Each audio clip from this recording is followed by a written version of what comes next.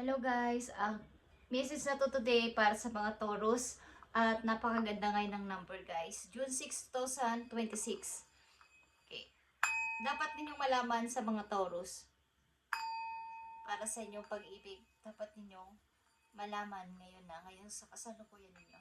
Kasalukuyan ninyong karelasyon sa mga Taurus. Para po sa inyo guys.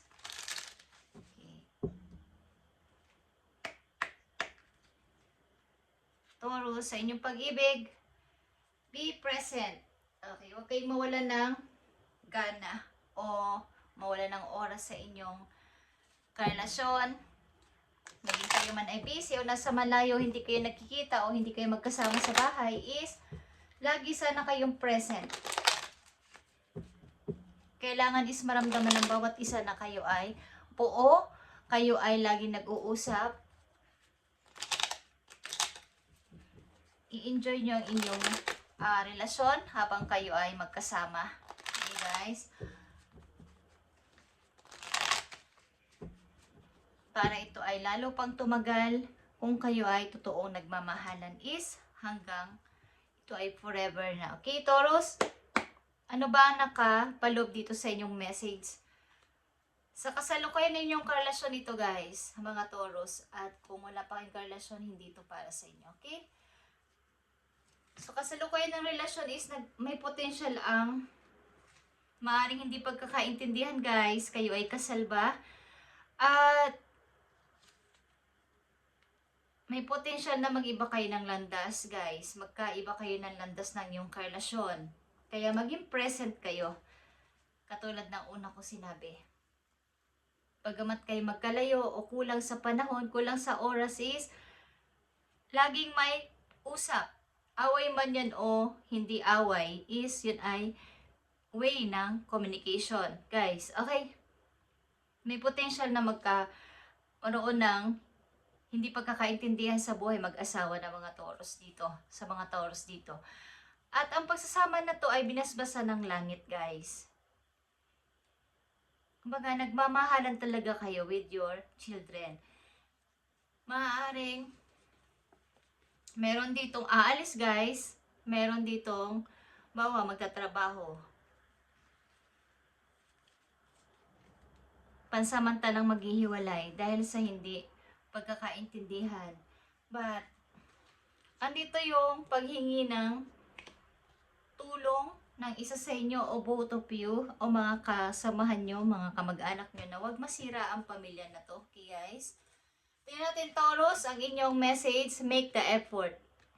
So make the effort. Kung ito ay nangyari na at kayo ay nagkahiwalay o temporary hiwalay lang is make the effort. Hindi basta lang yung tapos na or wala na or hindi na nagkakaintindihan. Kailangan dito ng pag-uusap kung talagang nagkakaintindihan pa kayo sa bawat isa. Okay? Ang isa kasi sa inyo o both of you ay nagkasundo na maghihiwalay muna kayo ng landas. Meron muna kayong dapat asikasuhin. Bukod dito sa relasyon na to na maaaring hindi na nagkakaintindihan. So, may magpo-forward dito, palayo.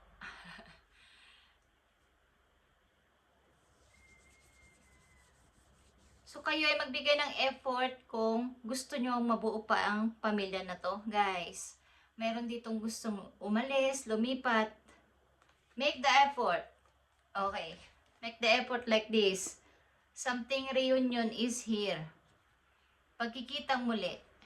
Something event sa inyong pamilya at may magkikita. O balak ninyong magkita. Balak ng isa sa inyong makipagkita para sa reunion, para makita na rin ang inyong mga anak.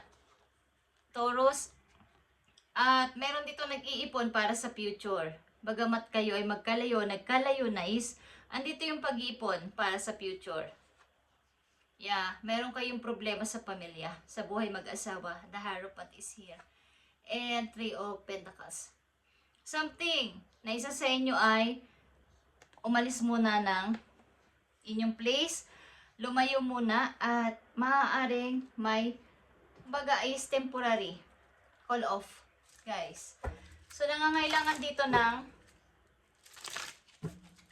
kumbaga kung gusto nyo pang i-manifest ang pamilya na to is pwede guys, sapagkat ito ay may basbas ng langit para sa isang magandang pamilya. Kaya lang may hindi na nagkakaintindihan dito at maaaring naghahanap ng yung pag-asa sa ibang lugar. But ito ay minor guys. Minor na usapin ito at pwede pa itong maisalba, Taurus. Okay, kung gusto mo lang. Maaaring may mga naghahanap sa'yo, may mga nagtatanong saan na ba lumipat si Taurus o ang inyong relasyon, vice versa. At maaaring isa sa inyo ay lumipat sa isang hindi, kumbaga hindi, walang nakakakilala sa inyo doon para magsimula ulit. Okay? Tingnan natin to guys. Paparating na message sa mga Taurus. Ayun, dito sa kanilang sitwasyon. I need 3 messages dito. 5 of Swords. So, meron nga nagsacrifice dito para wala ng gulo or maiwasan na yung pagsasalita ng masasakit or away is meron na lang umalis kaysa kung ano pa mangyari.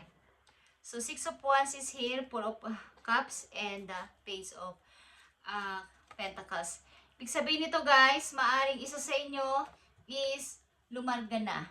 Kumbaga, kahit nagkahiwalay kayo, andito naman yung adikain na magtrabaho sa malayong lugar sapagkat may opportunity.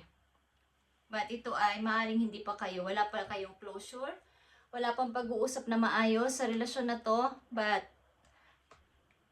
kung hindi pa to nangyayari at ganito ang inyong sitwasyon na may konti kayong mga away-away sa pamilya is kung napanood nyo to at mapapanood nyo to is may potential kayong mag-iba ng landas na dalawa, kaya dapat ito inyong i-survive o ma-revive itong pamilya na to. Okay?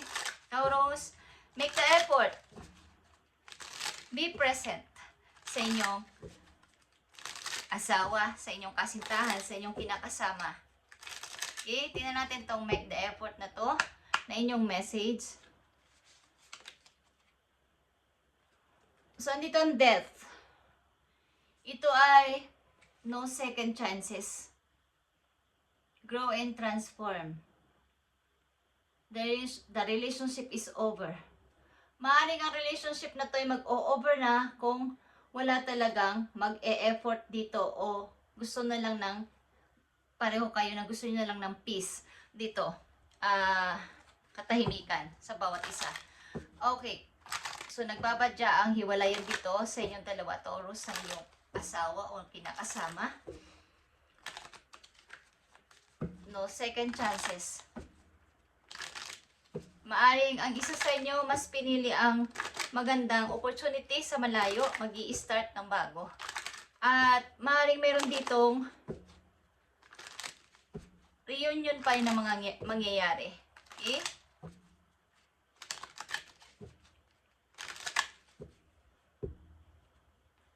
Ang ilan sa inyo may duda man is tatanggapin ang offer na to sapagkat ito na lang ang pag-asa ko para makabangon muli. Okay?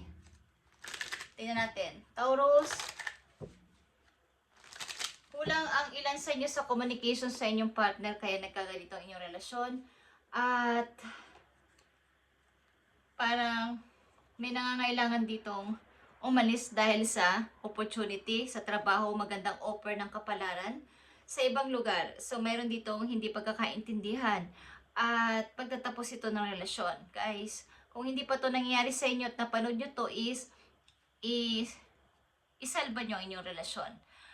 At mag-usap sapagkat nandito ang communication, guys. At meron din dito mapagpasensyang person. Kahit ano pa nangyari is, meron siyang unconditional love na kayo uunawain. Okay? Payo sa'yo, Taurus. Ayon din dito sa inyong sitwasyon. Be true to yourself in all ways, Taurus. Not everyone will get you. They can only understand from their level of perceptions. That's on them. No matter what people say, don't ever doubt your worth or the beauty you hold within, stand tall in your power. Kaya nandito ang Four of Cups, guys.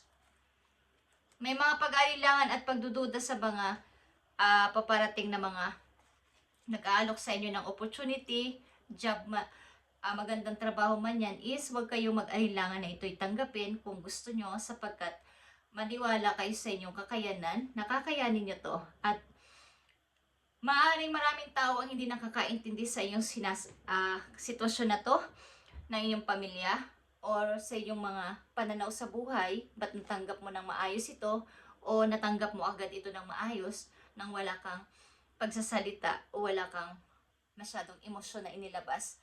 But hindi mo sila kaya, kumbaga hindi mo sila mapiplease kung ayaw nilang maniwala sa'yo, ayaw nilang maintindihan ka. Ang mahalaga ay maiintindihan mo ang sarili mo at alam mo ang halaga mo. Alam mo ang value mo, Taurus. Okay?